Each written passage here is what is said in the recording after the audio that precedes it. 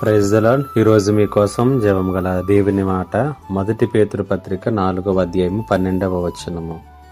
ప్రియులారా, మిమ్మును శోధించుటకు మీకు కలుగుచున్న అగ్ని వంటి మహాశ్రమను గురించి మీకేదో ఒక వింత సంభవించినట్లు ఆశ్చర్యపడకుడి.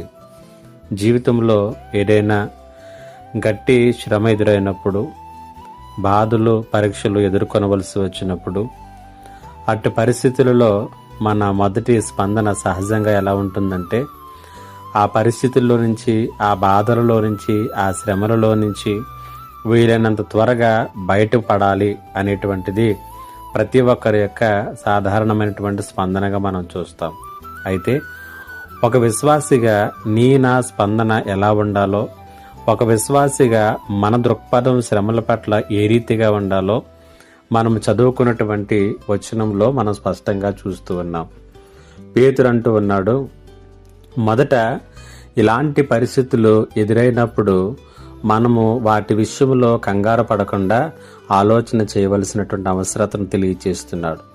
మిమ్మును శోధించుటకు మీకు కలుగుచున్న అగ్ని వంటి మహాశ్రమను గురించి మీకు ఏదో ఒక వింత సంభవించినట్లుగా ఆశ్చర్యపడకుడి అంటూ ఉన్నాడు. ఇదేదో చాలా వింతైనటువంటిది, నన్ను పాడు చేసేటటువంటిది, నన్ను నాశనం చేసేటటువంటిది, ఇలాంటి ఆలోచన నుంచి మనం బయటికి రావాలి.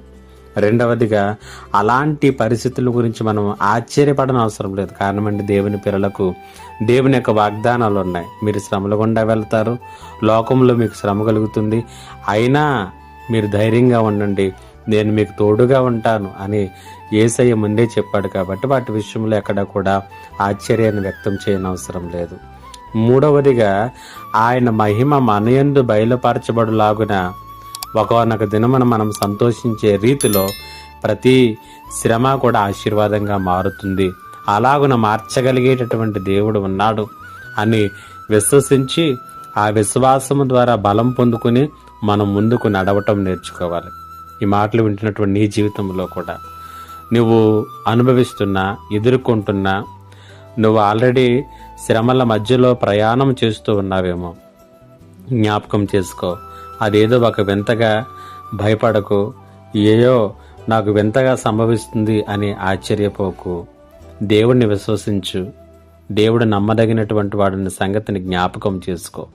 పరిశుద్ధాత్మ దేవుడి ఈ మాటల చేత మిమ్మల్ని బలపరచునుగాక. ఆమేన్. ప్రార్థన. మా గొప్ప దేవుడు అయిన తండ్రి, మీకు వందనాలు. ఈ మాటల చేత ప్రతి ఒక్కరిని బలపరచమని యేసు నామమున అడుగుచున్నాను తండ్రి. ఆమేన్.